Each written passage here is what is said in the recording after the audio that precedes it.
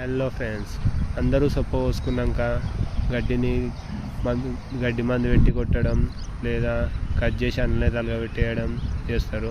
అలా వేయకుండా ఇలా నీట్గా కట్ చేసుకొని అలానే వదిలేస్తే నెక్స్ట్ టైం కలుపు మొక్కలు ఎక్కువ రావా గడ్డి మీద ఉండడం వల్ల. అలా కట్ చేసి భూమికి కూడా బలం ఉంటుంది. ఇలా పిలకలు మంచిగా వస్తాయి.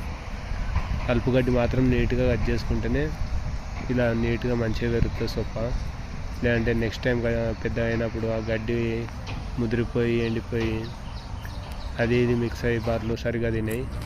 అందుకే సొప్ప పోసుకున్నాక కలుపు గడ్డిని అస్సలు ఉంచకండి, నీట్గా క్లీన్ చేసుకోండి. అప్పుడే సొప్ప అనేది మంచిగా పెరుగుతుంది, ఎక్కువగా మళ్ళీ పిలకలు వస్తాయి.